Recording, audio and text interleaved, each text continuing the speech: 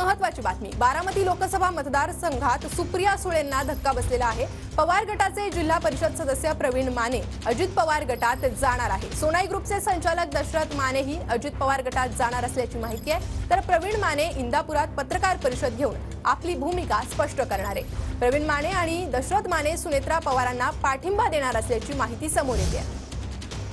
अधिक अपडेट आपण घेणार आहोत। आपले प्रतिनिधी योगेश बोरसे आपल्या सोबत जोडले गेले आहे। योगेश, काय अधिक अपडेट? प्रणिता, 2 दिवसांपूर्वी उपमुख्यमंत्री देवेंद्र फडणवीस हे इंदापूर दौऱ्यावरती आले होते आणि इंदापुरात ज्यावेळी देवेंद्र फडणवीस हे दाखल झाले त्यावेळी पहिल्यांदाच प्रवीण माने आणि दशरथ माने यांच्या निवासस्थानी जाऊन या दोघांचीही देवेंद्र फडणवीस यांनी भेट घेतली होती आणि या भेटीनंतर एक स्पष्ट झालेलं आहे की प्रवीण माने आणि दशरथ माने हे दोन्ही आता अजित पवार गटाला समर्थन देतील अशा पद्धतीच्या चर्चा आहेत आणि त्या संदर्भातच आज प्रवीण माने स्वतः 10 वाजता पत्रकार परिषद घेऊन आपली भूमिका स्पष्ट करणार आहेत।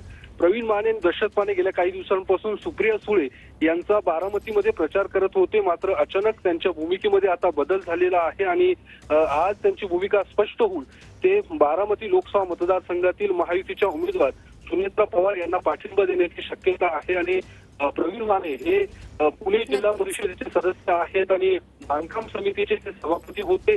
त्यासोबतच दशरथ माने हे सोनाई दूध संस्थेचे संचालक आहेत। त्यामुळे या संस्थेच्या माध्यमातून ज्या कामगारांचं एकूण जोडले गेलेलं आहे त्यांच्यापर्यंत पोहोचण्याचं काम आता दशरथ माने आणि प्रवीण माने करणार आहे। त्यामुळे निश्चितच सुप्रिया सुळेंसाठी हा मोठा धक्का म्हणता येईल। अगदी योगेश, धन्यवाद तुम्ही दिलेल्या सविस्तर माहिती संदर्भात।